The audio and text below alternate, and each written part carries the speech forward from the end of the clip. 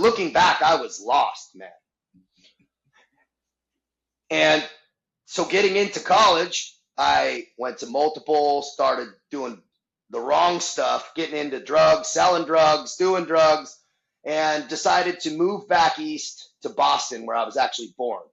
Yeah. And moved into the basement of my aunt and uncle's house and just kind of went into this isolation period, which I think is very important for guys who go into those periods of isolation. And it was the best thing I had ever done. I got reset, went to junior college, training Muay Thai, lifting early and 4 a.m, all that stuff, working landscaping jobs. And then finally I had enough credits, transferred back to University of California, Santa Cruz, a super left-wing school, but it's the only place I got in. And now I was starting to not live correct again. I started going out partying. I lost that discipline. The girls and the ego starts going up again. I had no more isolation, and I still hadn't built a good system. I was way too immature.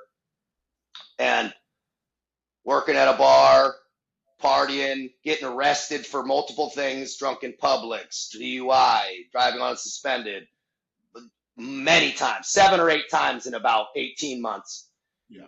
Then I graduate, and that later had arrived, right? That time, and I was so oblivious to, I was just like, yeah, I'll go in the military.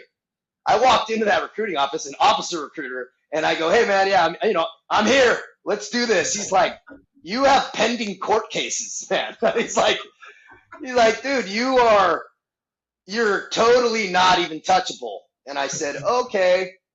Now the real world starts coming in on me. And I go, okay, well, I'll get this figured out.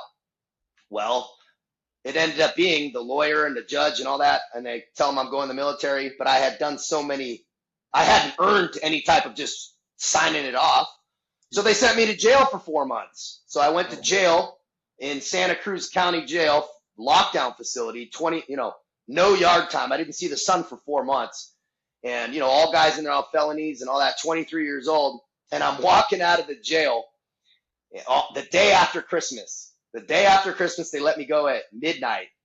And the guard asked me what I'm going to do. And I told him I'm going to be a Navy SEAL. And he just starts laughing at me. And rightfully so. I was delusional.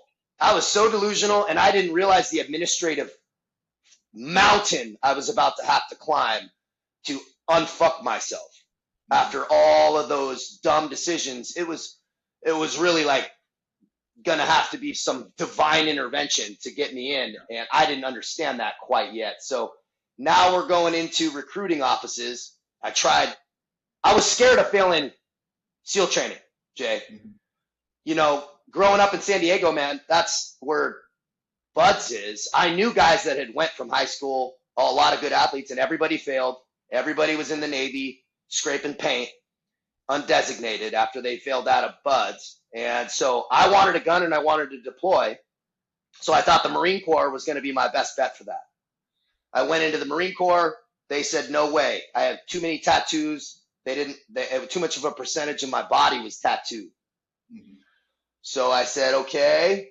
I went into the Army. I wanted to go Ranger or Green Beret, right? I was like, let's do it, because I thought the Navy was going to be almost impossible with my background. Yeah. I thought that I might have a little bit better chance with the Army, and they said absolutely not. They said we can't even enlist you. You have too much of a checkered background. And I was like, oh no. Now, Jay, the Army turns you down. dude, now, Jay, I go back to my mom. I'm living at my mom's house, dude. 23 years old, like loser, and I'm really realizing the reality of that. And I pretty much just curled up in the fetal position for 2-3 days while the French Foreign Legion started to come on to my radar. I started researching, like, okay, if I need to look red, grab red, if I have to, I can do this. They'll take me, I'm pretty sure. But I had student loans and stuff. I couldn't just up chalks, and my mom had co-signed with me on loans. Like, my parents didn't pay for college, or my mom didn't. My mom's a teacher, Today's segment is brought to you by Beret Guys, if you haven't been to the website, check it out. There you'll have access to my Patreon, which has a variety of prep courses geared towards helping you get selected. You'll also have a chance to sign up for the newsletter, guys. We just had an article come out about women in special forces. If you haven't done that already, go check it out. And you'll also have access to the mentorship program, guys. And again, that's GreenBeretChronicles.com, guys. If you haven't done so, go out and check it out. You know, single mom, we didn't have money for that type of stuff, so everything was pretty much on me, so I couldn't just leave. So I go, okay. I went into the Navy recruiter with a piece of paper with all my court cases and dispositions. Everything was clear. Everything was good. It didn't look terrible, and it was only misdemeanors.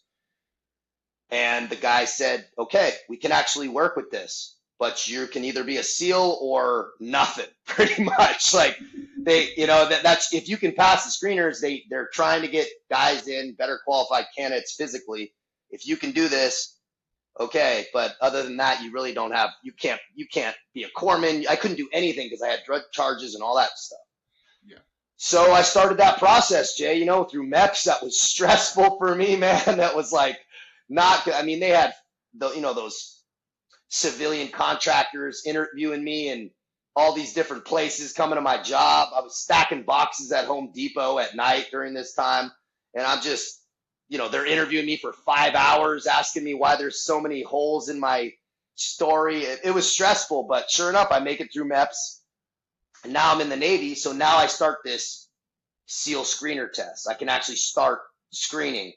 And it took me about 9 months every week taking the test, getting my name racked up on that roster, and working out with the former and retired SEALs and current SEALs who were in that NSW wheelhouse of recruiting.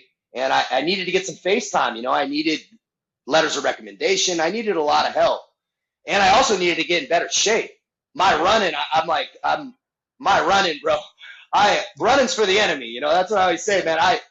I'm up, they see me, I'm down. That's like me, dude. I'm like, so I was hurting. I needed some help on the running. And so I was throwing up every day, doing these long runs in Pendleton. The SEALs would take it the senior chief. He would just haul ass up in the mountains in Pendleton. And that's what I did, man. And for 9 months, sure enough, one day they say, hey, you got your SEAL contract. And that's when I shipped out in February 2010. Thank you guys for watching. If you want to watch another clip, click right here to the left. For the entire podcast, click over here to the right. Like and subscribe. I'll see you guys in the next one.